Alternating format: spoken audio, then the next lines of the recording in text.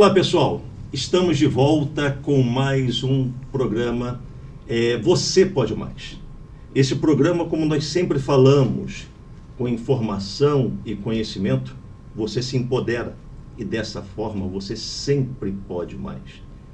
E nós sempre trazemos aqui assuntos de relevância, assuntos que têm a ver com a nossa atuação também como parlamentar, como deputado federal, e assuntos que impactam diretamente na vida da sociedade. E não é diferente.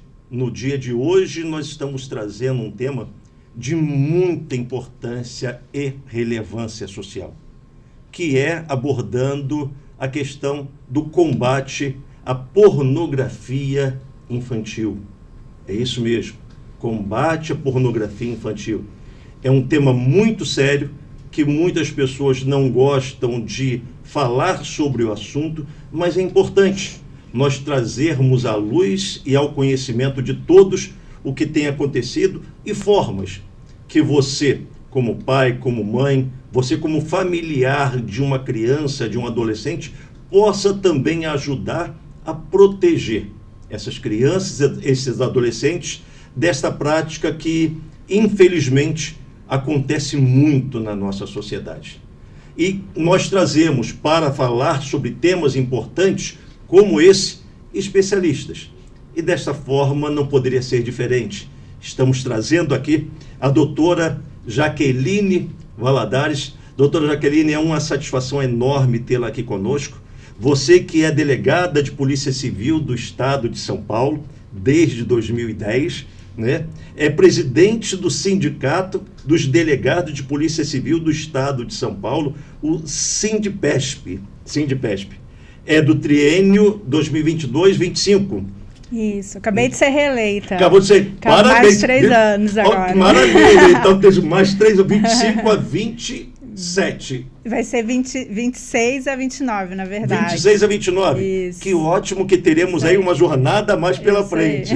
Né? A doutora Jaqueline também é palestrante de temas relacionados à segurança pública e à violência contra grupos vulneráveis, com ênfase em mulheres, crianças e adolescentes, e também é mestranda em Direito pela Unesp. Eu quero saber como você consegue tanto tempo para essas atividades, doutora Jaqueline. Isso aí nem eu sei, viu? Cada hora a gente vai equilibrando os pratinhos, como fala, né? Mas é uma honra estar participando hoje aqui desse podcast. É um assunto pesado, a gente até estava comentando aqui antes de iniciar, né? Um assunto pesado, mas que a gente vai tentar trazer da forma mais leve possível e tentar trazer de uma forma que leve conscientização para o pessoal que está nos assistindo, que compreenda melhor a grandiosidade do tema e a importância dele ser trabalhado e ser falado para que ele seja efetivamente combatido. Obrigada pelo convite. Olha, vamos combinar uma coisa? Vamos deixar a formalidade de lado? Combinado. Né? Eu vou te chamar de Jaqueline, me chama de Vinícius, por combinado, favor. Então, combinado. Jaqueline, mais uma vez eu agradeço muito a sua disponibilidade. Tá? Sabemos da sua atividade intensa também, profissional, acadêmica, familiar, mas você não deixa de estar sempre pronta, né, por um trabalho que sabemos que vai impactar também na vida da sociedade, como é trazer informação. E para começar esse nosso assunto, como é caracterizado esse assunto chamado pornografia infantil? O que é caracterizada a pornografia infantil? Então, Vinícius, esse é um tema bem delicado. Inclusive, já vou começar pela polêmica. O nome, né? Pornografia infantil é o nome que o nosso ECA, o Estatuto da Criança e do Adolescente, traz. O próprio ECA, ele fala pornografia infantil, e nos livros de direito, e todos nós, profissionais de direito, a gente usa esse tema. Mas hoje, já se começa a questionar esse termo. Fala, poxa, esse termo não é apropriado, falar em pornografia infantil. Por quê? Quando a gente pensa a ideia de pornografia, o que vem na cabeça da gente? Pessoas adultas que estão exibindo ou proporcionando prazer, gravando cenas, enfim, de forma consentida. A pessoa está fazendo aquilo Então, quando você pensa assim, uma pessoa é atriz pornográfica, fez um filme pornográfico, Sim. você pensa num adulto que está fazendo aquilo de forma consciente. Então, falar em pornografia infantil, hoje já se critica muito esse termo por isso. Falar assim, olha, é uma criança, a criança não sabe o que está fazendo, não tem consciência. Então, já há muitas pessoas estudiosos que questionam o termo. Não obstante, o fato é que o nosso Estatuto da Criança e do Adolescente usa esse termo e vai ser o termo que a gente vai acabar tratando aqui ao longo do nosso encontro, mas é bom trazer para reflexão isso, que não é o termo hoje que é considerado pelos estudiosos o termo mais apropriado. E tem um mais apropriado? Fala-se, por exemplo, ao invés de eu falar pornografia infantil, em exposição de material íntimo de crianças e adolescentes, coisas nesse sentido. A doutrina nos Estados Unidos, quando eles falam, eles usam um termo que é material de exposição ou exploração sexual em adolescente ou criança. Então, é remeter para essa ideia de exploração, de exposição, Perfeito. E não de pornografia, já que não é algo consensual. A criança não está fazendo aquilo ali de forma consciente, na verdade ela está sendo explorada. Sim. Mas, enfim, o nosso Estatuto da Criança e do Adolescente, ele usa esse termo, então é normal que a gente use no nosso dia a dia, e é o termo que a gente vai acabar usando aqui ao longo do nosso encontro. E o que é, então, essa pornografia infantil que o Estatuto da Criança e do Adolescente fala? É qualquer exposição, qualquer atividade que exponha de forma sexual uma criança, um adolescente, que expõe as suas partes íntimas, a sua região genital, por exemplo. E esse material, ele pode ser tanto uma exposição de um material real ou a exposição de um material simulado, que a gente pode falar aqui ao longo do nosso encontro, que são aqueles deep nudes, aqueles nudes fakes, que já são feitos hoje por inteligência artificial. Então, tudo isso já pode entrar também nessa ideia de pornografia infantil. Perfeito. Tem a diferença, então, dessa interpretação pornografia infantil e também abuso sexual infantil. São dois assuntos que se remete à criança, né, exploração de criança, mas eles têm conceitos completamente diferentes.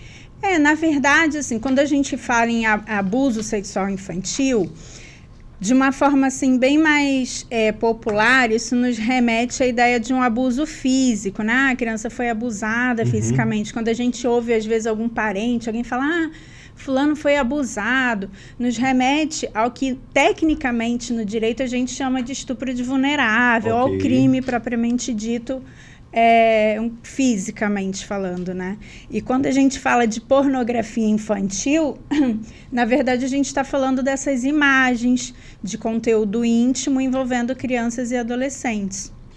Então, é mais uma questão de nomenclatura que a gente usa no dia a dia mesmo. Hoje em dia, os criminosos, eles usam quais as práticas mais comuns com relação a esse tipo de ação? Nossa, infelizmente, Vinícius, são muitas as práticas. E o que eu queria trazer hoje aqui, que eu acho que vale muito a pena a gente trabalhar, é a questão da exposição das nossas crianças e adolescentes hoje no mundo digital. Hoje, a gente está diante de uma geração de crianças e adolescentes que é até chamada de geração alfa. Por que geração alfa? Porque parte do pressuposto de que as nossas gerações já encerraram aí um alfabeto, por assim dizer, né?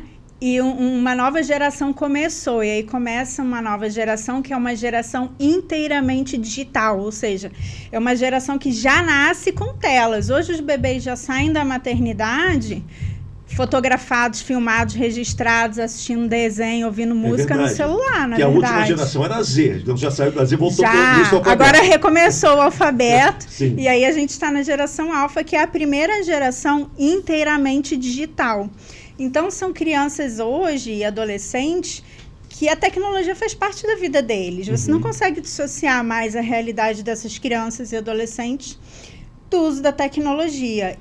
E antes, a preocupação da gente na polícia, né, da sociedade de uma forma geral, era proteger essas crianças no mundo real e no mundo físico. Então, eram aquelas orientações tradicionais do tipo, olha, se um estranho te abordar na rua, não vai com ele, não aceita nada de um estranho, não aceita bala, não aceita bebida de pessoas estranhas. Era aquelas orientações que a gente dava antigamente, que eu recebi quando era criança. Ó, não vai com nenhum estranho, não aceita nada de estranho. Hoje, as crianças elas estão sendo expostas a perigo dentro de casa, nos próprios quartos, na sala de casa, enquanto ela está num joguinho online. Então, a grande preocupação hoje para os pais, para os responsáveis, é como lidar com um perigo que está dentro das nossas casas, não está mais lá fora. O perigo não está na porta para fora, está da porta para dentro. Então, como nós, enquanto pais, enquanto responsáveis, vamos lidar com isso? O primeiro ponto é a conscientização, é fazer o que a gente está fazendo hoje, que é entender o problema e saber que ele existe. Porque às vezes a gente fala e parece algo muito distante, quando na verdade não é. Então, quem está assistindo a gente aqui pode pensar, eu chamo a reflexão.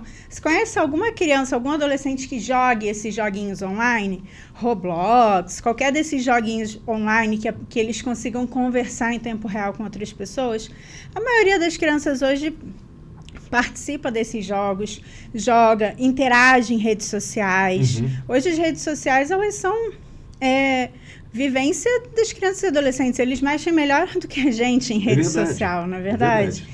E aí, eles estão expostos ali. Quer dizer, estão em tempo real, Jaqueline, falando muitas vezes com pedófilo. Exatamente. Né? E os pais, por sua vez, por ser de uma outra geração, às vezes não percebem. Não percebe porque desconhece. Desconhece. Acha que a criança está ali, está dentro de casa e está segura, quando na verdade não está. E aí eu acho que vale a pena eu citar um caso aqui para vocês, que ilustra muito isso. Então, quando eu falo que a criança está em perigo dentro de casa, existem alguns cenários que a gente precisa trabalhar para os pais e responsáveis entenderem do que eu estou falando. O primeiro cenário é um caso que eu trabalhei, que era o seguinte, um menino de 9, 10 anos, estava em casa jogando um desses joguinhos online, conheceu uma pessoa que se identificou como sendo uma criança da idade, tal como ele, chamou para uma conversa reservada também no ambiente online e ali iniciaram uma amizade, sempre se passando também por uma criança. E aí ganhou a confiança dessa vítima, desse menininho, e convenceu Vinícius, esse menino, a sair de casa num sábado de madrugada, pegar um carro de aplicativo que esse amiguinho tinha chamado. Então, esse amigo acionou um carro de aplicativo e falou, não, vem aqui para casa que a gente vai brincar e tal, só não conta para os seus pais porque eles não vão deixar. Né? Pega o carro e ainda orientou essa criança a falar assim, se o motorista do aplicativo estranhar, você fala para ele que seus pais precisaram trabalhar, sair, você está indo para casa de um tio. Então, deu todas as orientações para a criança. E a criança fez isso. Saiu de casas escondidas no meio da madrugada de um sábado, pegou esse carro de aplicativo e foi para casa do suposto amiguinho, que na verdade era um homem adulto, um predador sexual que abusou sexualmente desse menino. Caramba! Como que o caso chegou para mim, né? Como que o caso chegou na polícia? Chegou por conta do motorista de aplicativo. Ele teve a sensibilidade de perceber que aquela situação era muito estranha, que não era comum uma criança daquela idade andar sozinho de madrugada, e ele achou que a forma como a criança saiu de casa, apesar da criança ter falado que saiu porque os pais precisaram trabalhar e estava indo para casa de um tio e tal, ele achou que a criança estava saindo assim muito às escondidas e tal. Então ele achou por bem voltar na casa onde ele pegou a criança, tocar a campainha, e eis que o pai do menininho atendeu a campainha, né, tá meio com medo, né, no meio da madrugada, alguém tocando na campainha da sua casa, e ele falou, olha, vai conferir o quarto do seu filho, porque seu filho não tá aí. Meu pai falou, não, claro que tá, eu fui dormir, meu filho tava lá. Ele falou, olha, eu vou esperar aqui, o senhor me fala, eu vou esperar porque eu vou levar o senhor onde eu deixei seu filho. E aí, dito e feito, o pai foi no quarto, o menino não tava, o pai se desesperou, aí o motorista de aplicativo explicou o que aconteceu e levou o pai, né? Então, ele pegou essa criança num bairro carente de São Paulo, mais afastado, e levou essa criança até um bairro nobre, uma região mais nobre aqui de São Paulo, capital, E aí ele levou o pai da criança lá, mas veja, eram lugares meio extremos, então era um percurso longo. Sim. Nesse meio tempo, a criança foi abusada sexualmente, a Polícia Civil atuou, eu atuei no caso, o abusador foi responsabilizado criminalmente, mas é o que eu falo, depois que o crime aconteceu, o máximo que a gente vai poder fazer é responsabilizar criminalmente, é fazer com que ele pague pelo que aconteceu.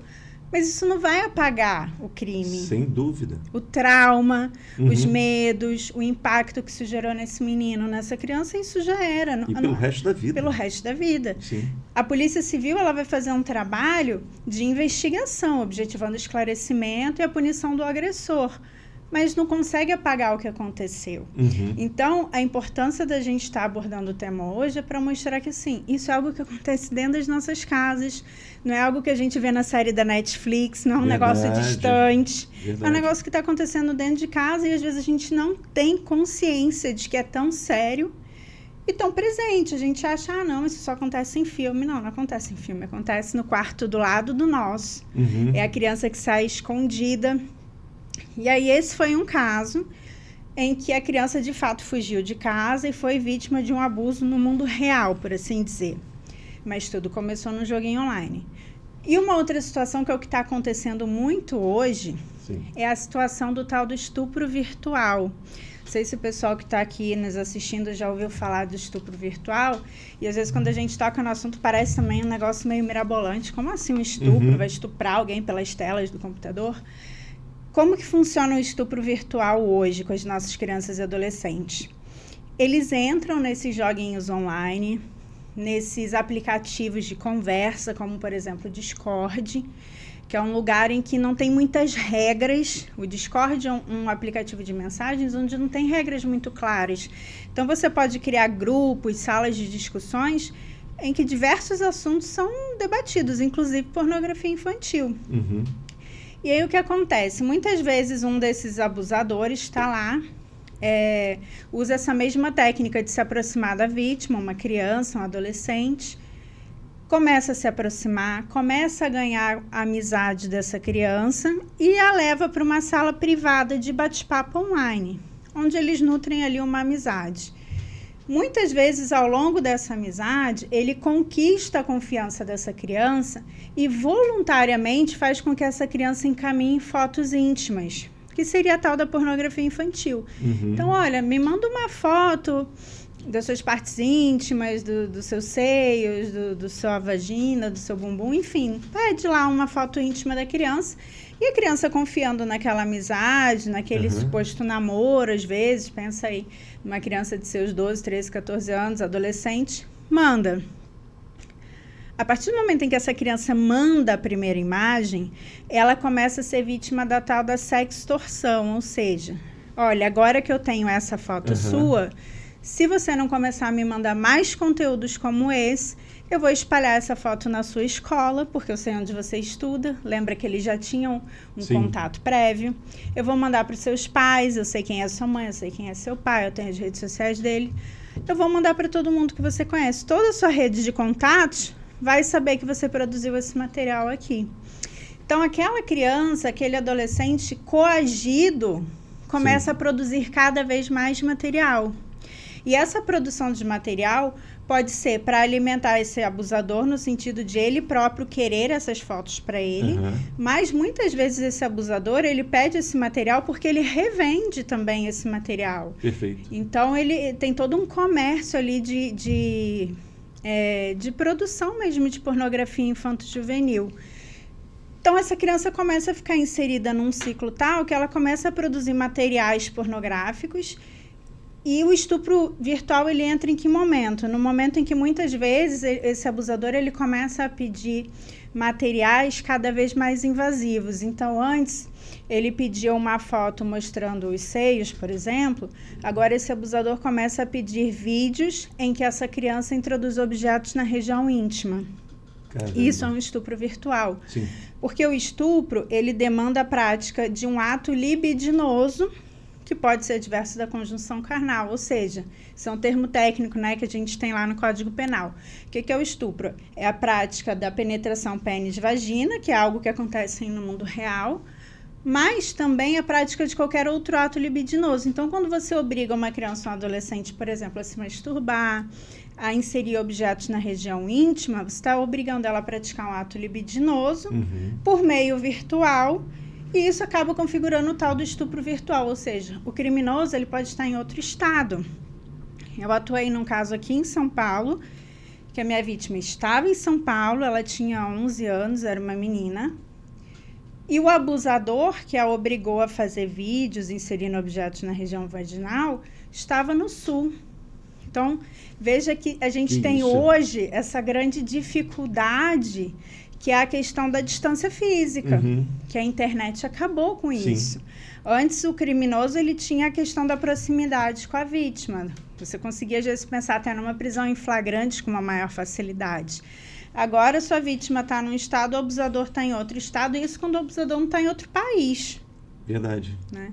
Então, a internet está trazendo quebrando as barreiras das fronteiras, né? Exatamente. Ela está trazendo essas novas dificuldades, né, esses novos desafios, melhor dizendo, para a persecução penal, para a investigação. Então, hoje a gente já tem toda essa questão de a criança está aqui, mas ela pode fugir para encontrar o abusador, mas ela também pode estar sendo abusada dentro do quarto, em casa. Sim. Aqui em São Paulo, a Polícia Civil criou um núcleo que chama NOAD, que é um Núcleo de Observação e Análise Digital. NOAD. Isso. Esse núcleo vem fazendo um trabalho excepcional na proteção de crianças e adolescentes, porque é um núcleo de observação.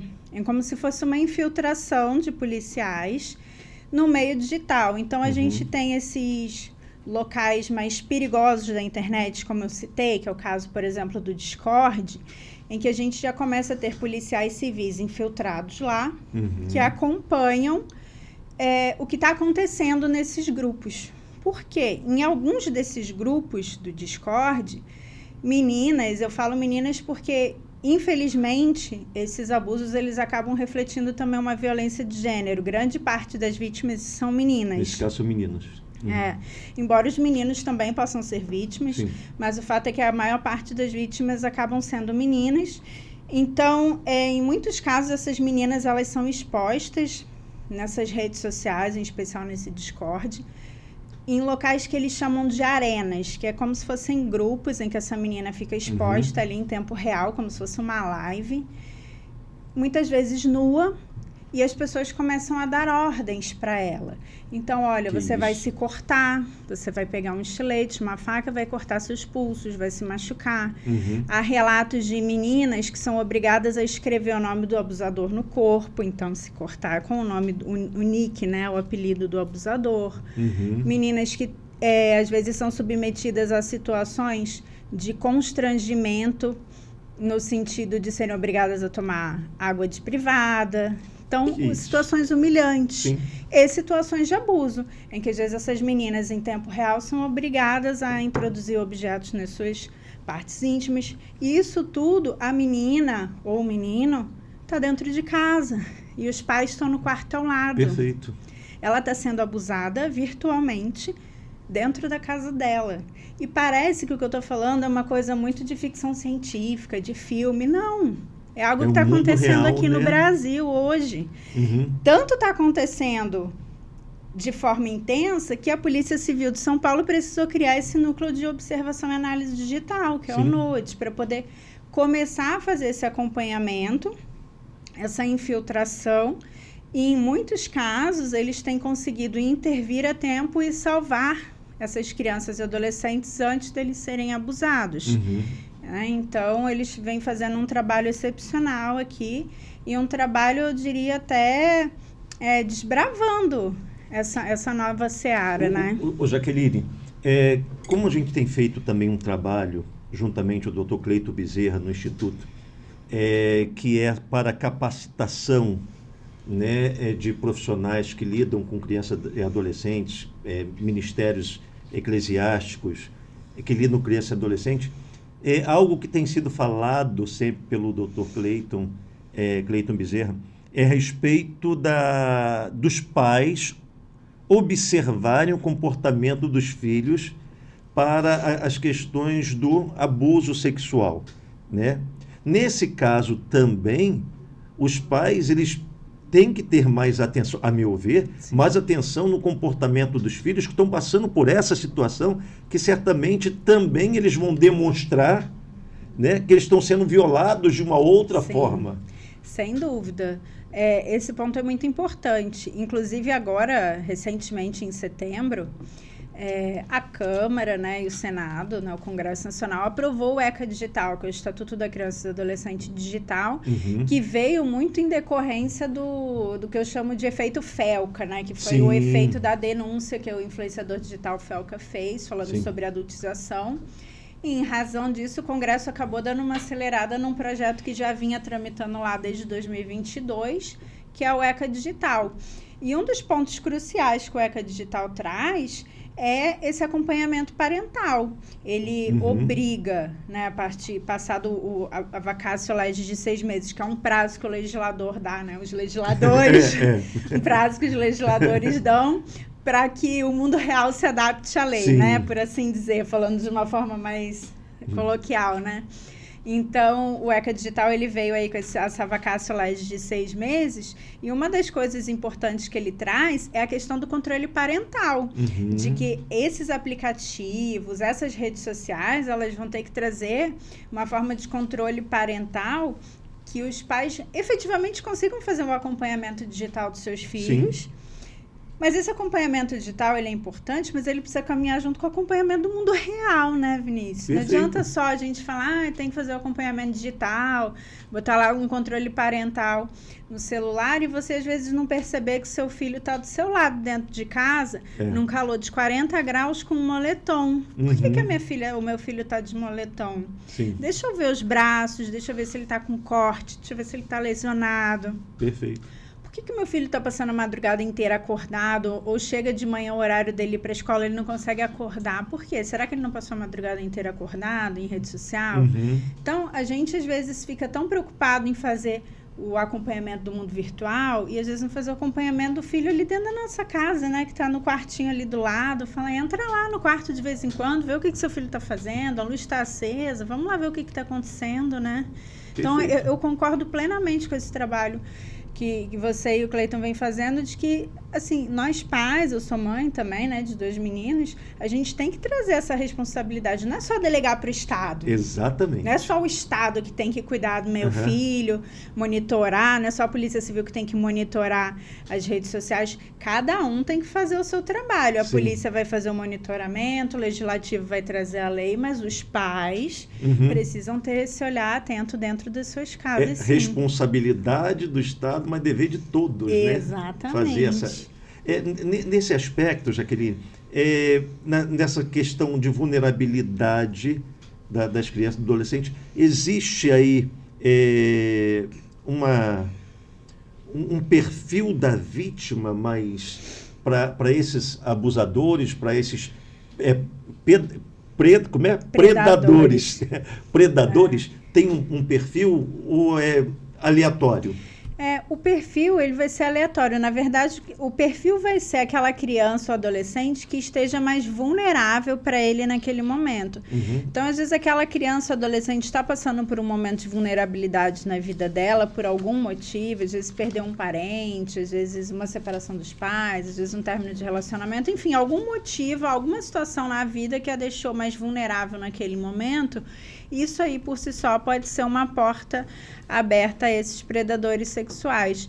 Porque, como eu falei, os motivos são os mais diversos. Às vezes, esse predador vai se aproximar da criança e do adolescente porque ele quer produzir material para revenda, porque a gente sabe que, infelizmente, existe um comércio gigantesco de pornografia infanto-juvenil.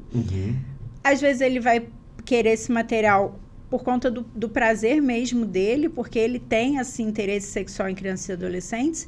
E tem os casos em que, às vezes, esse predador, ele é uma pessoa que ele simplesmente ele quer ver o sofrimento, ele quer a exposição, ele quer ver o sofrimento dessa criança, desse adolescente, né? Chega a ser algo até doentio mesmo, de você querer ver o sofrimento alheio. Então, é muito importante realmente que a gente fique atento a como que está o estado emocional das nossas crianças e adolescentes, porque é essa portinha aberta, essa vulnerabilidade que pode abrir espaço para que esses predadores se aproximem delas nas redes sociais, nesses joguinhos online.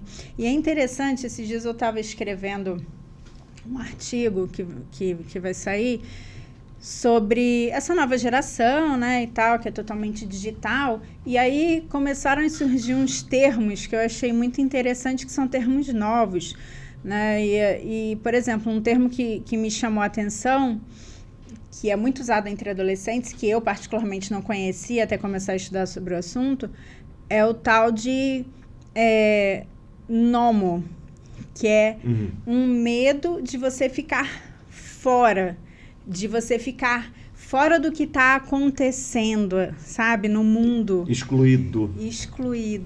Uhum. E aí, assim, essa nomofobia, o medo de você ficar fora, ficar sem o seu celular, ficar sem conexão, cair a bateria. Então, você começa a ficar com essa nomofobia, que é esse pavor, essa fobia mesmo de você ficar um pouco sem celular. Uhum. É aquela coisa de, eu não posso dirigir hoje e não olhar meu telefone, paro no sinal vermelho e rapidinho eu já abro o celular. Se cai a bateria, eu já começo a entrar em pânico, precisando de um carregador, né? Então, o próprio estatuto, as legislações hoje, elas começam a perceber que existe essa questão dessa nomofobia, que é esse medo de você ficar desconectado, que era algo que, assim, a geração analógica não sofria, né? Sim. Eu até acho bom quando eu fico um pouco desconectada, quando cai uma bateria, acho até interessante. Mas a geração nova, não. Eles têm esse medo, essa nomofobia, esse pânico de ficar desconectado. E um outro termo que me surgiu também é um tal de fear of missing out, que é esse medo realmente de você não acompanhar o que está acontecendo. Então, nossa, saiu um joguinho novo, eu preciso ter. Saiu um aplicativo novo, eu preciso participar. Porque se você não acompanha tudo aquilo em tempo real, você está fora, você está out. Então, é um outro termo que surgiu, que é o tal do FOMO, que é esse fear of missing out, que é algo que essa geração nova está sentindo. Então, eles precisam estar antenados, estar inseridos em tudo o tempo inteiro. E isso acaba tornando eles cada vez mais expostos, né? Eu fico vendo você trazendo essas experiências, né, da sua profissão, da sua atuação diretamente, Jaqueline, o papel dos pais, a importância dos pais na formação dos filhos, no período em que ele está formando a personalidade dele,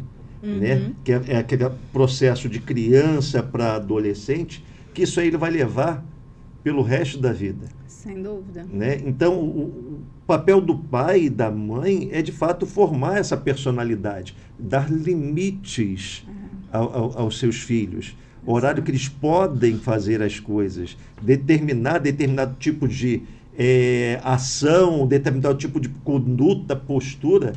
Isso não é tolir a criança dos seus direitos. Pelo contrário, é o papel do pai e da mãe, que é proteger primeiramente. Quem primeiro protege, a meu ver, os filhos são os pais com esse tipo de atuação, dando a ele limites, né? Limites, dando limites e dando informações. Às vezes, a impressão que eu tenho, né, na minha atuação é que às vezes os pais têm medo de abordar certos assuntos, falam, não, meu filho é muito novo, não vou falar disso com os meus filhos, imagina, vou levar esses assuntos, falar que tem predador sexual na internet, imagina, meu filho só tem 7, 8 anos. Mas é a idade que eles são abordados na internet.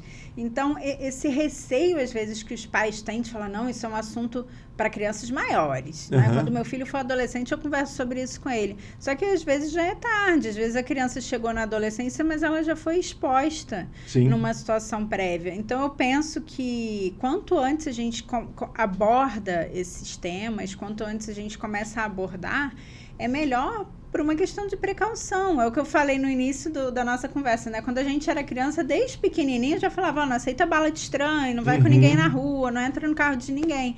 E isso, desde que a gente se entende por criança, já falavam isso pra gente. E por que quando eu trago pra realidade digital de hoje, é muito cedo pra eu falar de pornografia infantil? Não é. Não. Eu preciso falar pro meu filho, se você tirar uma foto da sua região íntima e mandar pra alguém...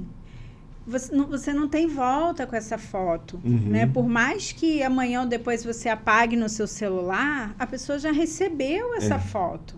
Ela já caiu no mundo, a gente não sabe onde essa foto vai parar. Então, isso é muito importante. Eu já atendi inúmeros casos de crianças e adolescentes que mandam os tais nudes, né? Sim. É muito comum hoje, eles começam a entrar na adolescência, a fase de namoro, de descobrir o corpo, e eles mandam nudes entre eles. Então, é importante que os pais realmente conversem. Olha, se você arrumar um namoradinho, uma namoradinha, cuidado com essa questão de mandar nude. Porque você está mandando um nude, às vezes, para uma namoradinha ou um namoradinho da escola, da sua sala, que você conhece.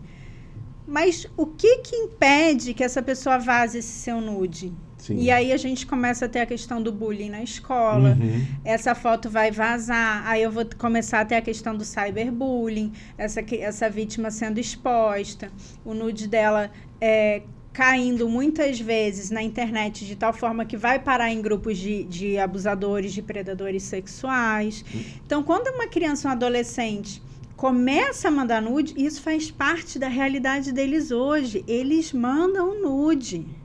Então, cabe aos pais conversar, falar, olha, vai chegar um momento da sua vida que você vai começar a se interessar por alguém, a pessoa pode te pedir um nude. Não mande, não mande, porque a partir do momento em que você manda, você não tem mais controle sobre isso. E isso vale para nós adultos também, né? Então, mandou o nude, você não tem mais controle. Não adianta pagar a foto.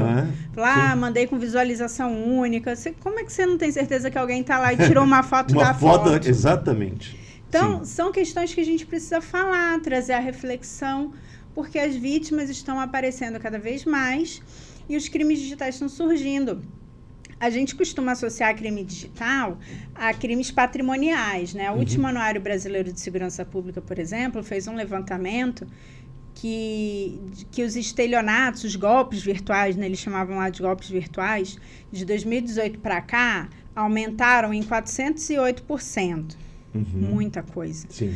Mas quando a gente traz para a realidade dos crimes sexuais, isso não está sendo diferente. Então, do ano passado, o Anuário Brasileiro desse ano, quando em comparação com o ano anterior, mostrou que a pornografia envolvendo crianças e adolescentes aumentou em 14% de um ano para o outro. A pornografia envolvendo divulgação de conteúdos íntimos de mulheres também aumentou em 13% de um ano para o outro. Então, veja que a criminalidade digital... ela está aumentando absurdamente. Sim. E a gente precisa falar disso. Falar, olha, o perigo hoje está sendo no digital. A criminalidade está migrando por diversos fatores.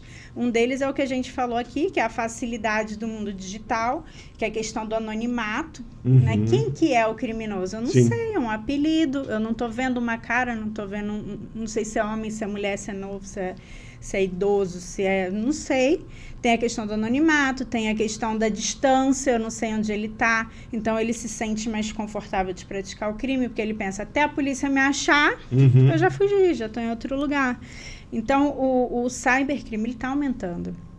E deixa eu lhe perguntar uma coisa. Diga. Quer dizer, na verdade, né, nem perguntar. Eu me lembro de você falando a respeito da conduta dos pais em orientar, né, os filhos sobre a realidade. Lembro que minha esposa, ela falava, sou casado, minha filha tem 29 anos, é casada hoje, mas quando ela era adolescente, minha esposa falava assim, ó, tudo que ela tem que saber sobre sexo, sobre o homem, sobre mulher, sexualidade, eu falo com ela. Exatamente. Né? Porque quando ela chegar no colégio e alguém tocar no assunto com ela, ela não foi pega de surpresa por não saber como... fora da casinha, da realidade, do mundo que vai evoluindo. Né? E aqueles que não sabem passam a ser, muitas vezes, sofrer bullying, né? Porque não sabe o que está acontecendo. Então, a minha esposa sempre orientou a filha, né, a minha filha, a respeito dessas coisas. Então, isso é importante, como você colocou, que os pais poderem saber. Né? Eu não quero falar desse assunto porque ele é muito novo. Opa, peraí. Se você não ensinar da forma que deve, não tenha dúvida que alguém vai passar para ele da forma que não deve. Exatamente. Aí depois é tarde, perdeu esse controle. Não criou aquela personalidade que os pais têm e o cuidado que os pais têm para poder zelar pelo bem dos filhos. Né? Isso é muito importante, essa questão dos pais estarem atentos nessa temática. Porque não adianta só deixar, como você colocou, por parte da polícia fazer o trabalho, um trabalho de investigação. Né? E por falar nessa questão de investigação das forças policiais, hoje como é que é feito essa investigação? Se é que for possível para você falar, dentro do que for possível falar, para que nós tenhamos essa informação, esse conhecimento também. O que a polícia, como ela age, como ela trabalha para poder, nesse processo de investigação, quando chega uma denúncia, essa questão do anonimato, algo que está acontecendo, mas é anônimo. Como é que faz?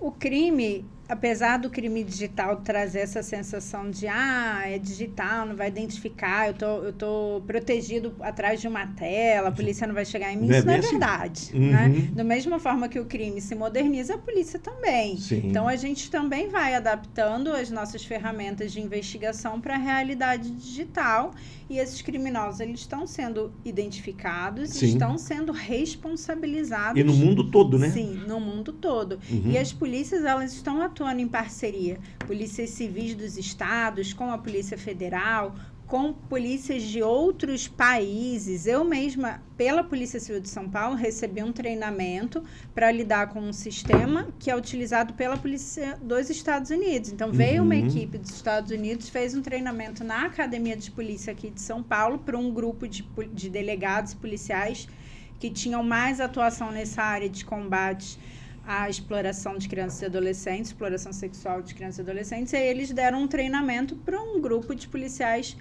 que eram mais afetos ao trabalho nesse tema.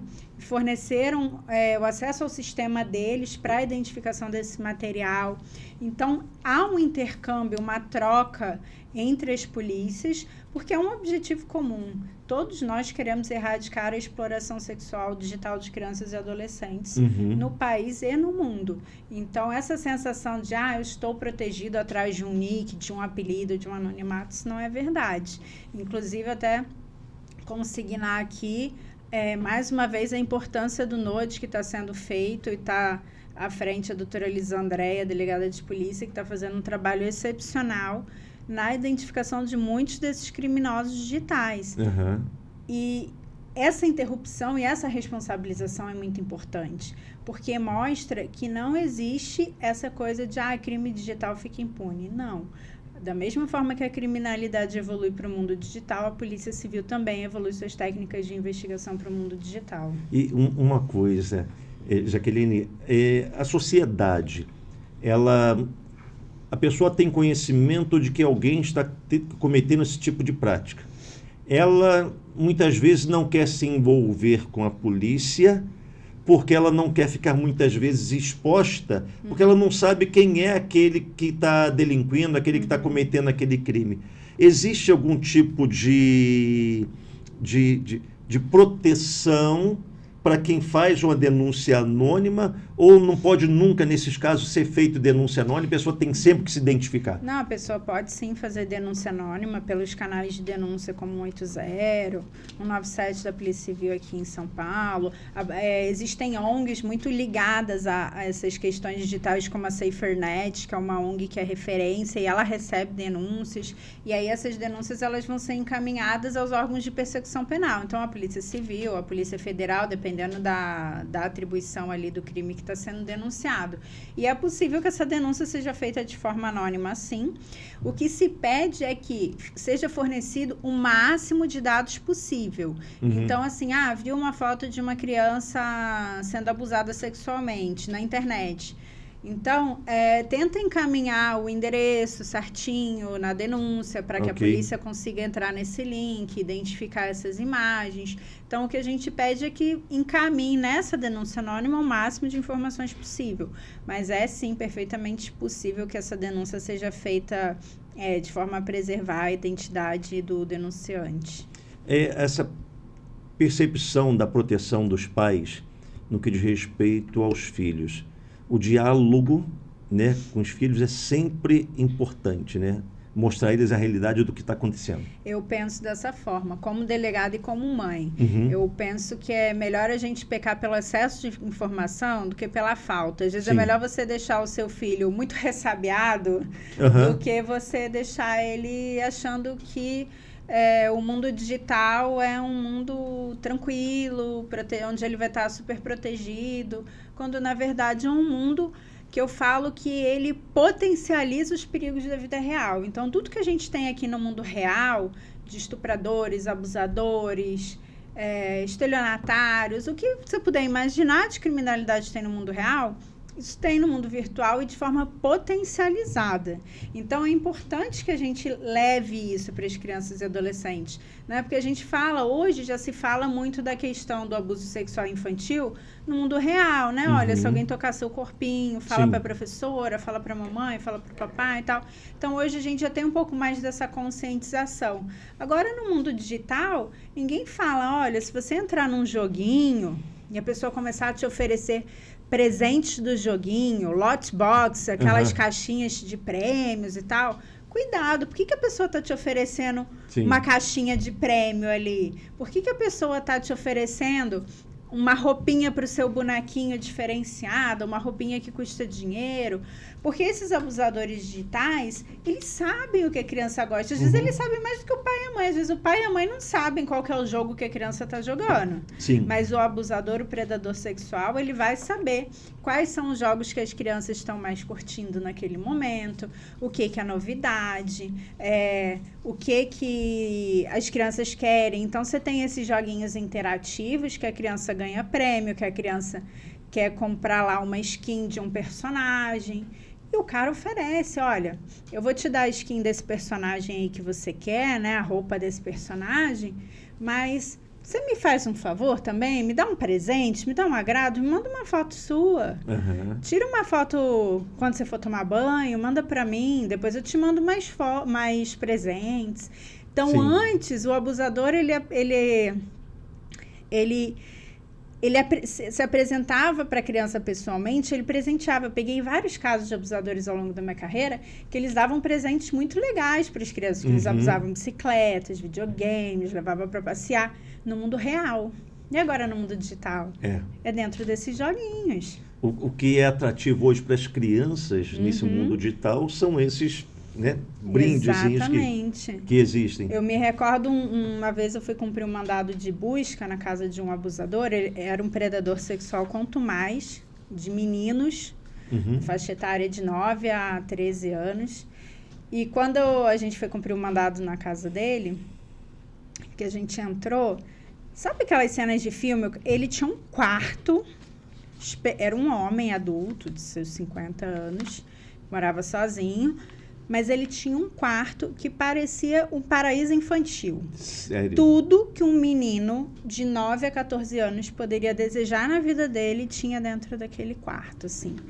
De videogame, joguinhos, a carta Pokémon, carta de futebol, jogos, bola, tudo, assim, era um quarto totalmente com tudo, parecia uma loja infantil, tudo que meninos, porque ele era predador de meninos, tudo que meninos daquela idade, aquela faixa etária que ele abusava, poderiam querer, tinha naquele quarto.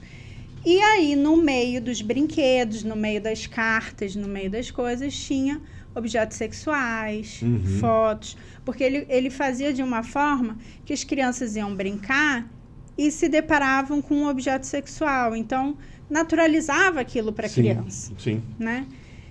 E aí ele abusou de vários meninos. E por que eu estou citando isso? Porque no mundo digital é a mesma coisa. O predador, ele só está migrando. Então, ele vai também, dentro da realidade digital, chamar a criança para uma sala reservada e oferecer coisas que interessam para ela. A skin de um personagem, moedinhas para ela ganhar mais pontos no joguinho, para ela avançar de fase. Vai oferecer tudo que a criança também quer ali. Então, os pais precisam ficar atentos, saber que jogo que o meu filho está jogando, Como que ele conseguiu essa skin se essa skin custa dinheiro? Quem deu essa skin para o meu filho? A troco de quê? Quem é essa pessoa com quem você está falando? A gente precisa ficar atento. Quer dizer, o papel dos pais, a gente volta a falar, ser redundante, está repetitivo, né? Mas é importantíssimo o papel dos pais em observar o comportamento dos filhos, os detalhes. Pedir o celular, não é pegar o celular, pedir o celular dos filhos para poder mostrar para ele o que está jogando, o que está fazendo, como é que funciona. Os pais têm que ter um tempo para os seus filhos. Tem que participar, realmente. É uma participação efetiva, não é ir lá e falar, tá tudo bem. Não, é ir lá, ver o que está fazendo, conversar, dar incerta no quarto mesmo, porque muitas vezes eles ficam de madrugada, passam a noite acordados e às vezes eles estão sendo explorados sexualmente no meio da madrugada dentro de casa e o pai está dormindo no quarto ao lado. Então a gente precisa realmente ficar atento. Hoje de manhã eu vi um vídeo, né, que passou assim, de uma criança de 5 anos, câmeras, né, de casa, assim, pegando que no meio da madrugada a mãe acordou assustada ouvindo barulho quando foi ver o filho de 5 anos que estava sozinho na sala jogando no celular. Quer dizer, a criança tem 5 anos, no meio da madrugada, acessando o celular sozinha. Então, veja, é como se essa criança estivesse no meio da rua sozinha. Ninguém larga o seu filho sozinho na Praça da Sé no meio da madrugada. De 5 anos, 7 anos. Mas a gente larga ele na internet com um mundo muito maior. É verdade. Não é? Verdade. Você não está vendo quem está ali com ele. Não, tem alguém com ele. Né? Exatamente.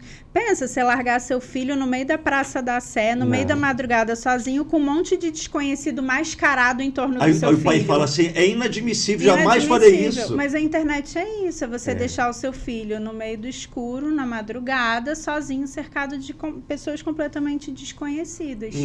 Né? Então, a gente precisa, enquanto pai, enquanto mãe, enquanto responsável, falar abertamente para os nossos filhos, olha, é um território perigoso, a internet não é um conto de fadas, não é tudo lindo, as pessoas não são todas legais, não, tem gente ruim, tem gente criminosa, tem gente que vai querer explorar você sexualmente, às vezes financeiramente, vai fazer a criança fazer transferências, enfim, vai ter gente mau caráter em todo lugar e a internet não é uma exceção.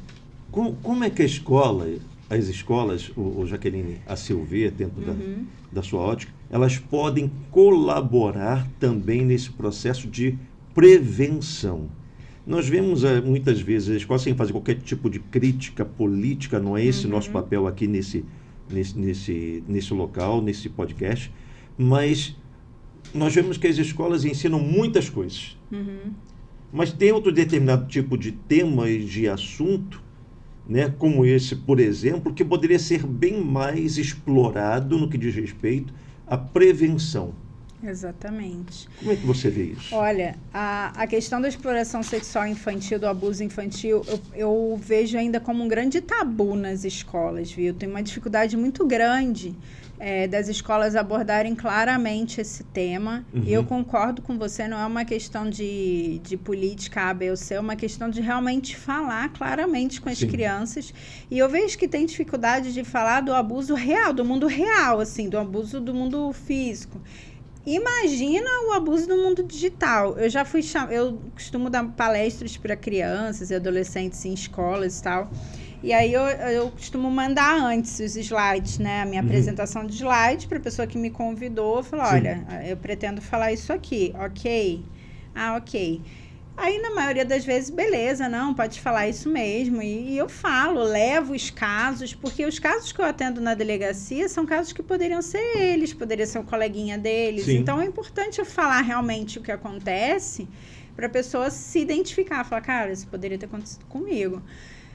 E aí, já teve caso de eu mandar em algumas escolas, falar, não, é muito pesado. Não, fala uma coisa assim mais superficial, mais por alto. Eu falo, olha, desculpa, mas assim, se é para tampar o sol com a peneira, eu não sou a pessoa mais indicada, entendeu? Vamos falar, porque eu acho que a gente tem que falar claramente. Inclusive, no livro aqui que eu presenteei você no início... Tá aqui. Vou fazer propaganda depois. Já faz a propaganda depois. Mas o capítulo que eu escrevo fala exatamente sobre... E olha que você nem sabia ainda. Fala exatamente sobre essa parceria da escola com a polícia. Como que é importante ter essa parceria, porque isso pode evitar realmente a prática de crimes. Eu cito 2 exemplos que foram assim extremos no meu capítulo, em que eu falo exatamente isso. Em um dos exemplos... Só um minutinho, Jaqueline, desculpa. Tá dando para pegar aqui?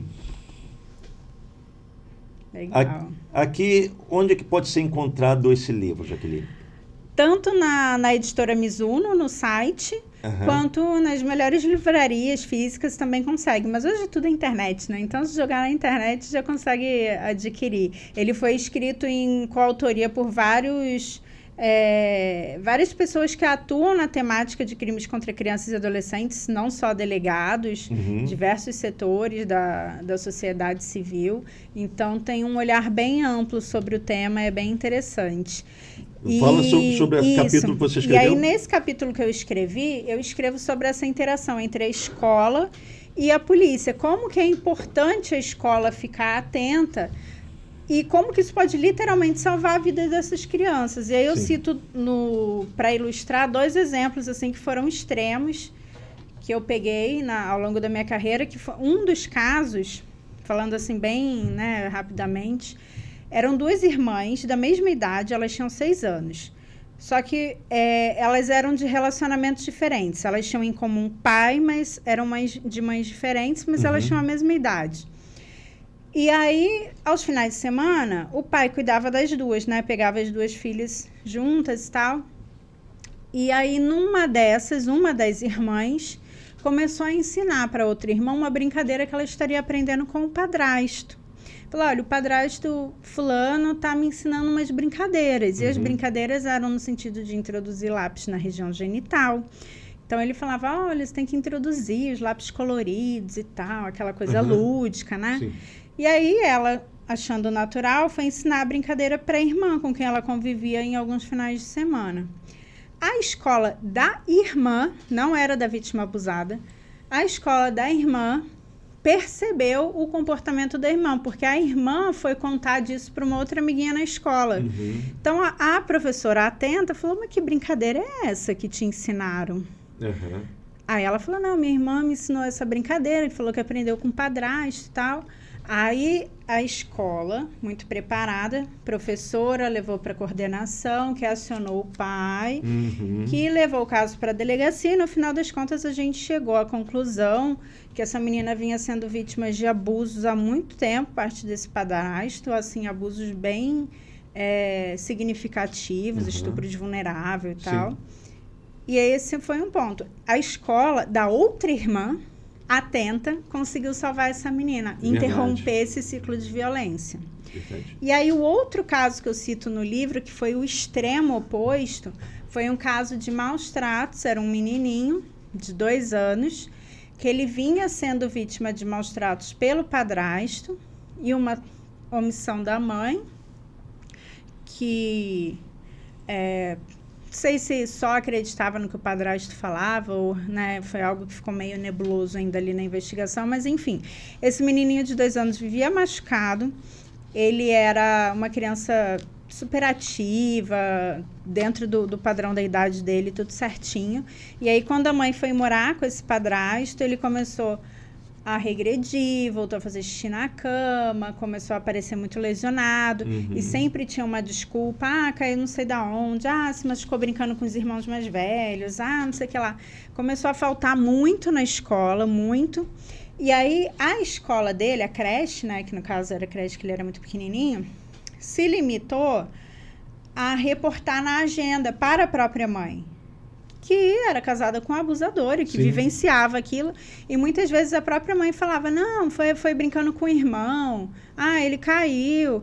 Então, a escola identificava que o menino estava machucado, só que ela reportava para a própria abusadora, né? Ou pelo menos uma partícipe ali dos abusos.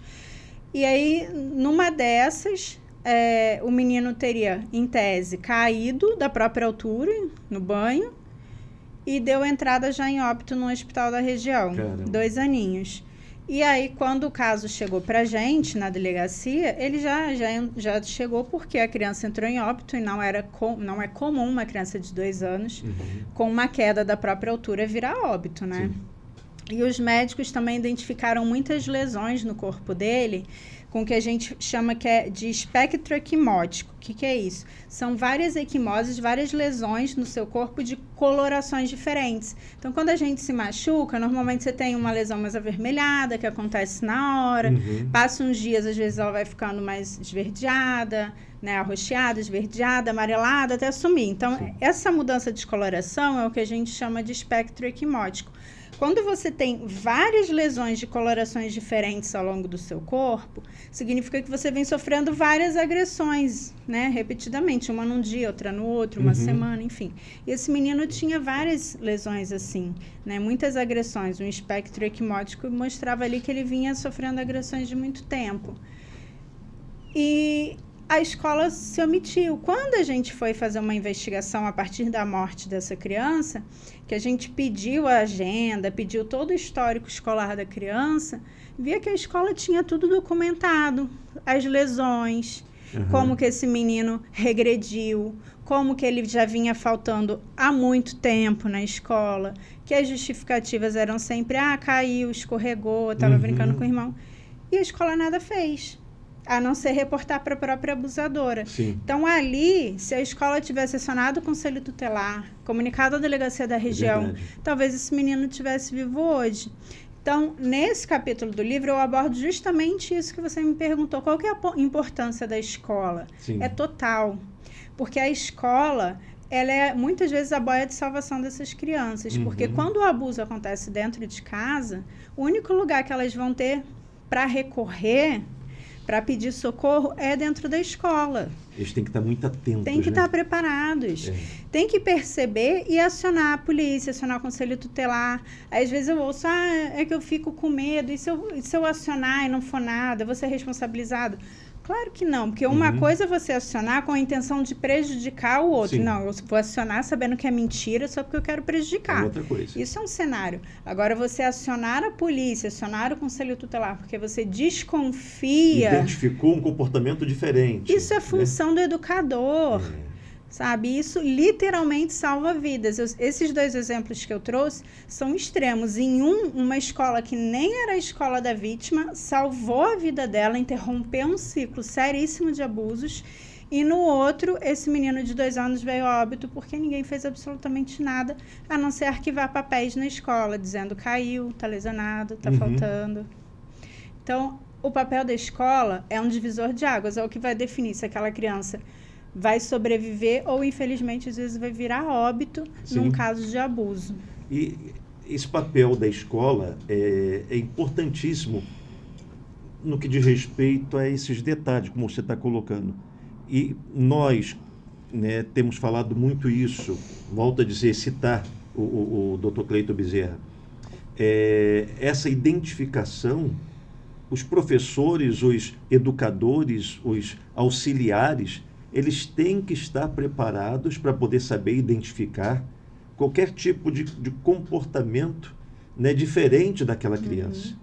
Imagino a situação como delegada, né, você vendo e sabendo que se tivesse agido de forma compatível com os indícios, possivelmente essa criança hoje estaria ainda entre nós. Teria tido uma chance, né? Sim, sem dúvida. Ela não teve. Essa criança veio a óbito porque, assim, o entorno dela foi omisso. A única boia de salvação dela era a escola, porque o abuso era dentro de casa. Quando é um abuso fora, você tem a sua casa como uma possível salvação. Agora, quando o abuso é dentro de casa, as crianças dependem da escola, né? É verdade. E a preocupação, mas será se eu denunciar, né? Entrarei naquela questão do crime de denunciação caluniosa. Eu ouço né? muito isso. E o medo, né? Não, gente, se você não tem intenção de prejudicar deliberadamente, Sim. sabendo que é mentira, não tem problema. Perfeito. Né? É uma denúncia. Olha, tô achando que tem alguma irregularidade aqui. Conselho tutelar, dá uma olhadinha. Às vezes a pessoa fala, não vou acionar a polícia. Mas então aciona o conselho. Perfeito. O conselho vai fazer uma apuração preliminar e quando o conselho identifica que realmente tem algo suspeito, ele encaminha para a polícia. Então, a gente precisa ter essa interlocução. Sim. E aí eu parabenizo o trabalho que você vem fazendo com o Cleiton, que é justamente de levar essa conscientização para a sociedade, porque todo mundo pode ajudar. Né? A gente está falando da escola, mas às vezes o vizinho também. Verdade. Esse caso desse menininho que veio a óbito de 2 anos, a vizinhança também, quando eu fui lá no local entrevistar, né, fazer os testemunhos, tentar buscar testemunhas no local, o pessoal falava, mas ele já me pediu socorro, ajuda uma vez para socorrer esse menino, aí a gente levou em tal hospital. E o outro falou, ele também já pediu uma vez ajuda para mim para socorrer o menino. Opa. A gente levou em outro hospital. E esse abusador no sentido de abuso físico, ele sempre que a criança ficava machucada, ele socorria em hospitais diferentes. Porque o hospital, ele vai ter, às vezes, aquela ficha, vai perceber, fala, mas todo mês essa criança está aparecendo aqui lesionada, de queda da própria altura, coisa estranha. Altera, né, os destinos dos hospitais. E aí chama a atenção no hospital. Então, o que ele fazia? Ele levava em hospitais diferentes. Então, quando a gente foi fazer o levantamento do histórico médico dessa criança, a gente só conseguiu fazer porque a gente fez a oitiva de diversos vizinhos. Sim. E uns 3 vizinhos diferentes falaram, ele já me pediu socorro, levamos tal hospital. Também já me pediu, levamos tal hospital. E no dia que a criança veio a óbito, ele não pediu carona para ninguém. Ele mesmo catou a criança nos braços e levou. Sabe? Porque nesse dia a criança muito provavelmente tinha falecido em casa. Sim. Né? Então são questões que impactam a gente, né? Enquanto profissional, enquanto mãe, pensando, é uma vidinha que estava ali que poderia, às vezes, com uma pequena denúncia, um conselho tutelar, a polícia poderia ter sido salva. Uma coisa, Jaqueline, com relação à atuação do parlamento, da sociedade, o que o parlamento pode fazer, né? Você, como presidente de uma associação de classe, tem ali as demandas da própria classe, mas, por sua vez, não é só demandas da classe, mas aquilo que a classe precisa para que o seu trabalho seja executado com mais eficiência, mais eficácia, mais excelência. O papel do parlamento nessa relação é importante para uma estrutura melhor?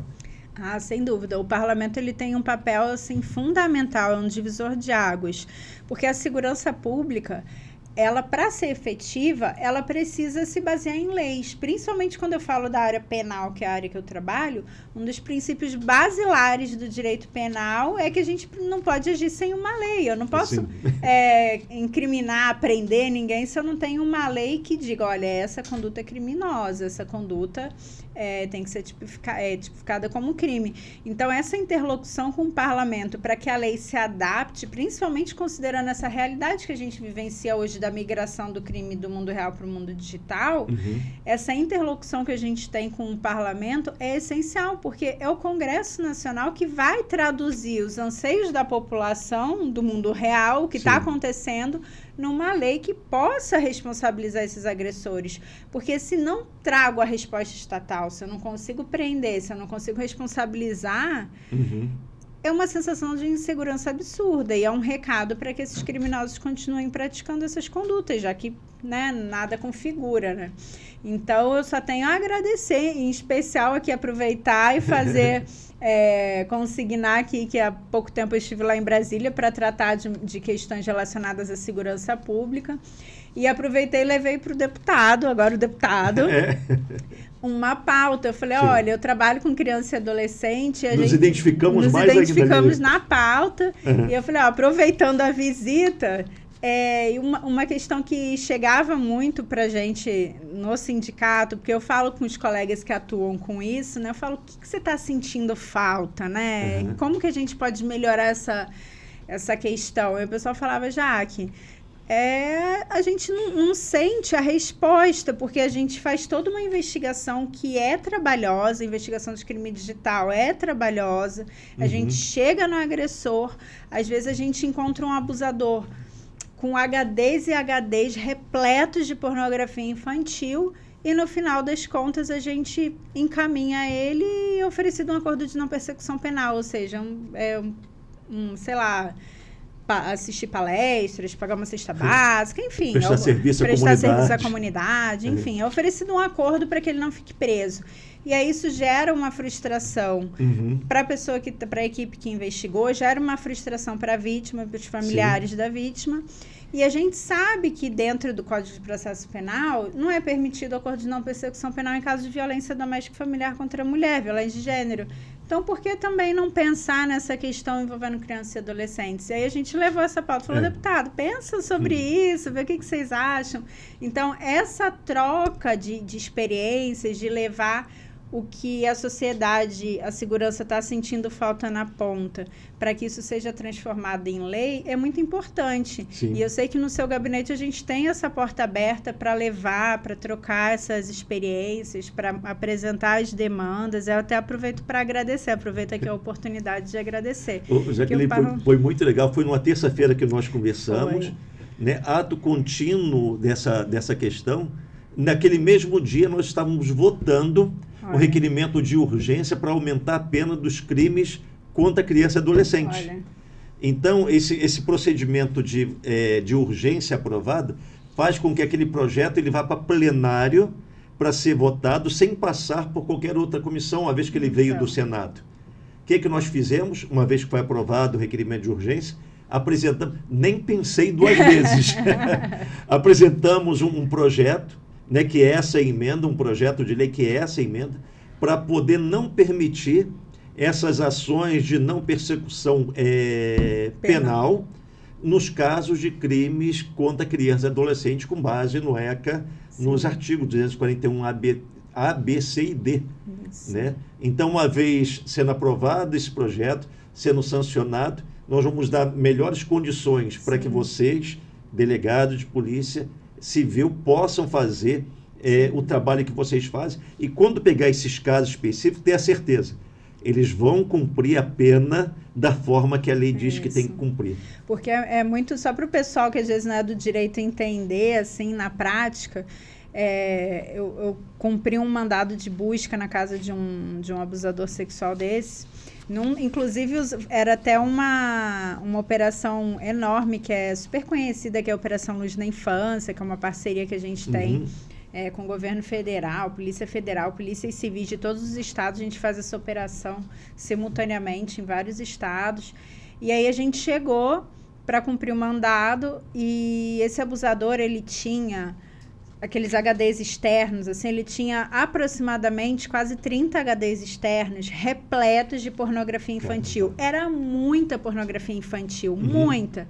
E de todos os tipos que se possa imaginar, assim, de bebês a crianças um pouquinho maiores, crianças com adultos, enfim, de tudo. E levamos para a delegacia, foi feito todos os procedimentos, e daí eu fiquei acompanhando o caso depois, e foi oferecido um acordo de não persecução penal para ele. Como assim? Então, traz uma sensação de frustração, porque era uma quantidade muito absurda de material que essa pessoa tinha. Não é que ele tinha meia dúzia de arquivos na casa dele, eram HDs e HDs repletos de pornografia infantil. E quando a gente pensa assim, pornografia infantil é uma foto, é um vídeo, mas para que aquela foto e aquele vídeo existam, alguma criança está sendo abusada no mundo real, entendeu? Verdade. É isso que a gente às vezes precisa pensar, que às vezes olha e fala assim, é uma foto, é um vídeo. É uma foto, é um vídeo, mas alguma criança em algum lugar do mundo está sendo explorada sexualmente, está sendo abusada, está sendo estuprada para gerar aquela foto, aquele vídeo. Sim. Né? Então, a gente precisa punir, sim, de uma forma mais severa, mesmo quem armazena, entre aspas, só armazena. Porque é como eu falo, quando a gente pensa em roubo, furto de celular, o que todo mundo fala? Tem que punir o receptador, porque se estão roubando, estão furtando, é porque tem alguém para receptar, para receber aquele aparelho. Mesma coisa com a pornografia infantil. Sim. Não adianta só eu ter uma pena alta para o abusador, para o cara que estupra a criança. Eu preciso ter também para todos aqueles que estão envolvidos nesse comércio, né? Quem produz, quem armazena. E algo efetivo. E a sua atuação, com certeza, vai ser um divisor de águas para a gente nesse sistema aí, deputado. Muito obrigada. É bom saber que a gente está cumprindo o papel para qual nós fomos colocados lá, né? Com certeza. Fazer as políticas públicas acontecerem e dar condições para que vocês, autoridades policiais, possam cumprir de fato o papel de vocês. E o mais bacana é essa abertura que o seu gabinete e o senhor e toda a sua equipe trazem, né? De falar, olha, não, vamos sentar, vamos ver, traz a proposta, porque não adianta o parlamento se enclausurar e não saber o que está acontecendo lá na ponta, na realidade. E a gente, enquanto entidade de classe, a gente briga para melhoria. Briga não é a palavra ideal. A gente luta por melhorias na classe, mas a gente também quer melhorias para a segurança pública de uma forma geral, né? Então, a gente aproveita essas visitas institucionais e já leva também essas pautas. As dificuldades do dia a dia que vocês sentem na ponta. Exato. Né? Eu costumo dizer, Jaqueline, que a política pública ela só é eficaz quando aquele que elabora vai para a ponta. Exatamente. Tem acesso até quem está na ponta para poder saber se ela vai ser de fato eficaz e eficiente. E eu falo assim que depois que eu comecei com essa atuação como entidade de classe, eu penso quão difícil é o trabalho de vocês no parlamento, porque vocês precisam ter conhecimento de todas as searas. Porque eu levo as pautas da segurança pública, mas aí tem a pauta do setor agrícola, a pauta do tributário, sem dúvida. Então, realmente não tem como ser onisciente, não tem como saber de tudo sem abrir esse espaço de diálogo com a população, e o seu gabinete faz isso muito bem. O importante é isso, é nós ouvirmos. Né? Graças a Deus, eu tenho uma assessoria que me dá essa condição de eu recebo, anotamos, a assessoria anota, vai a demanda, vamos atrás da informação, da forma de poder fazer, porque nós queremos fazer algo de fato que seja transformador. Exato. Né? E essa transformação, ela começa dentro de cada um de nós. Como você bem colocou, você é presidente de uma entidade de classe, mas não está ali só para lutar pelas melhorias da classe. Sim. Pelo contrário, né? Tudo que diz respeito à atuação de vocês quanto profissionais desta classe, vocês estão sempre dispostos a buscar melhorias. E vai ter um resultado comum, o bem da sociedade. Exatamente. Como é o nosso papel. Já que qual a importância do trabalho de conscientização para poder quebrar esse tabu sobre esse assunto, sobre esse tema? Eu acho que é extremamente importante esse trabalho que está sendo feito, inclusive nesse momento aqui, a gente está falando sobre o assunto, o trabalho que você faz com o Dr. Clayton, de fazer essas palestras, essas visitas, porque a gente só consegue combater eficazmente o que a gente conhece. Sim. Se a gente não conhece, não sabe do que se trata, aquilo nem chama atenção. E nesse sentido, eu até destaco uma coisa que aconteceu recentemente, que eu até já citei aqui ao longo da conversa, mas acho que encaixa bem a gente reforçar, que é a questão da denúncia que aquele influenciador digital Felca fez, né? Que até a gente chama de efeito Felca. Essa ONG que eu também já citei aqui, que é a SaferNet, ela recebe muitas denúncias de crimes digitais. E aí, logo depois dessa denúncia que o Felca fez, falando sobre a adultização de crianças e adolescentes, a exploração dessas crianças de forma sexual nas redes sociais e tal, quando o Felca fez isso, logo passou um tempo, as pessoas começaram a ver o vídeo dele, viralizou, foram milhões e milhões de acessos, E isso fez com que as pessoas começassem a denunciar vários outros canais que também faziam coisas similares. Que até o momento parecia como se fosse algo normal. Porque o canal que ele denunciou, que inclusive acabou gerando a prisão dos influenciadores digitais envolvidos, você vê, era um canal com muitos inscritos, milhares de inscritos, aquilo era visto por todo mundo de forma naturalizada. E por que ninguém denunciava? Porque provavelmente as pessoas nem entendiam aquilo como uma situação de exploração sexual infantil, não entendia a gravidade, não entendia que aquilo era um crime. Então, depois que o Felca fez a denúncia, que aquilo viralizou e as pessoas começaram a se conscientizar de que, olha, isso é errado, isso não pode, isso é criminoso, essa ONG SaferNet que eu noticiei aqui, ela publicou que houve um aumento absurdo de denúncias em relação ao mesmo período do ano anterior. E isso tem a ver com a conscientização. A gente só denuncia, a gente só combate, a gente só luta contra coisas que a gente compreende como erradas. Eu sempre falo que é a mesma coisa da violência contra a mulher, né? Antes da Lei Maria da Penha, antes de se falar tanto em violência contra a mulher, se naturalizava, né? Era até o ditado, em briga de marido e mulher, ninguém mete a colher e tal. Era natural, tipo, ninguém se importava, não chamava atenção. A partir do momento em que o tema começou a ser trabalhado, falou, errado, não pode, tem violência, não é só a violência física, tem a violência psicológica, tem a violência sexual, né? As pessoas começaram a entender, ver os desdobramentos e denunciam. É a mesma coisa com a exploração sexual de crianças e adolescentes, em especial no ambiente digital, que é o que a gente acabou focando muito hoje aqui. Se a gente não fala, não traz o assunto, não debate, as pessoas não veem, não enxergam que aquilo está errado e não conseguem proteger as suas crianças. Verdade. Algo que você falou aqui a respeito dos lugares para se denunciar, né? Quais são esses canais, mais uma vez, que a gente está praticamente chegando no final do nosso bate-papo, né? E muito enriquecedor, sem sombra de dúvida. Quero aqui agradecer a você, mais uma vez, pelo trabalho que você presta à sociedade, pela profissional que você é, comprometida com aquilo que você faz. Se uma pessoa se depara com essa questão de abuso, exploração, né, sexual, essa exploração contra criança, adolescente, qual é o canal que ela pode, um canal oficial que ela possa denunciar, Jaqueline? A gente tem vários canais que podem ser utilizados. Então, há quem faça denúncias pelo site dessa ONG SaferNet. Ela não investiga, ela não é polícia, mas ela vai fazer o devido encaminhamento dessa denúncia. Podemos denunciar por canais oficiais, por exemplo, o Disque 180, né, do governo federal. E podemos, em âmbito dos nossos estados, buscar as polícias estaduais. Então, aqui em São Paulo, por exemplo, nós temos delegacias, as delegacias comuns de bairro podem receber esse tipo de denúncia. A Polícia Civil também recebe denúncias pelo Disque 197. E dentro da nossa instituição, nós temos também unidades especializadas. Temos dentro do DHPP, que é o Departamento de Homicídios e Proteção à Pessoa, temos uma delegacia de pedofilia que atua nessa questão relacionada a essas denúncias de exploração sexual infantil de crianças e adolescentes.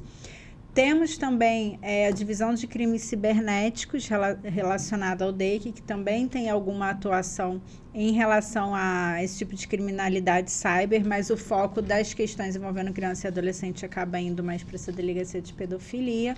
Então, os canais são diversos. As próprias delegacias de defesa da mulher no estado de São Paulo, elas também, por vezes, acabam recebendo, porque a atribuição delas fazer investigação de crimes contra a dignidade sexual, por exemplo, de meninas e mulheres. Então, se a gente pensar aí num estupro virtual de uma dessas meninas, nesses contextos que a gente conversou aqui ao longo do nosso encontro, é possível a gente falar também no atendimento por parte das delegacias de defesa da mulher, que hoje no estado de São Paulo já são mais de 140 espalhados pela capital, Grande São Paulo, interior. Então, temos uma rede robusta de atendimento, em especial aqui no estado de São Paulo, mas temos ainda os canais de âmbito nacional e as próprias unidades especializadas de cada estado que também podem fazer esse tipo de atendimento. Bem, para encerrar, para encerrar mesmo, Qual é a mensagem que você deixaria para pais, professores, responsáveis de criança e adolescente, para o cidadão que quer fazer parte desta rede de proteção à criança e adolescente contra qualquer tipo de abuso ou exploração infantil? Doutora Jaqueline. Olha, eu diria que o combate à exploração sexual infantil, ele é um dever de todos nós, de toda a sociedade. Não é só a segurança pública, não é só a escola. Todos nós, juntos, precisamos combater a exploração sexual infantil, em especial hoje, nessa realidade do ambiente digital. Cada clique que as nossas crianças fazem hoje pode realmente representar um grande perigo à integridade física, psicológica e sexual das nossas crianças e adolescentes. Então, precisamos todos, enquanto sociedade, ficarmos atentos e nos colocarmos à disposição das nossas crianças, ouvi-las e, acima de tudo, estarmos presentes na vida delas. Bem, doutora Jaqueline, muito obrigado por sua participação. Obrigada. Nós temos aqui, dentro do nosso Você Pode Mais, essa oportunidade de trazer informação com qualidade, conhecimento por quem atua diretamente dentro das temáticas, no caso, a doutora Jaqueline, delegada de Polícia Civil do Estado de São Paulo, presidente do Sindicato dos Delegados de Polícia Civil do Estado de São Paulo, que atua diretamente dentro das questões que envolvem os vulneráveis, principalmente criança e adolescente. E proteger a infância, no fato, é um dever de todos nós. Exato. Né? O silêncio das pessoas que veem situações de vulneráveis sendo atingidos, atacados, só fortalece o abusador, enquanto que a denúncia pode salvar vidas, né? Quando se denuncia, e aquilo que foi colocado também, às vezes você pensa, não vou denunciar porque eu posso estar acusando alguém indevidamente. Você não vai estar acusando ninguém indevidamente.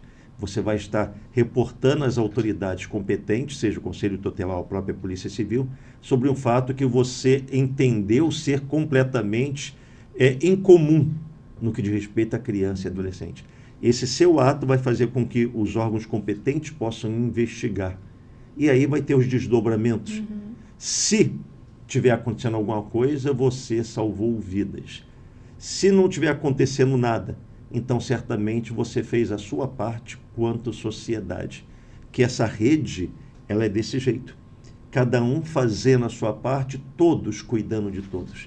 Exatamente. Porque o único que ganha os únicos que ganham são as crianças e adolescentes que são protegidas.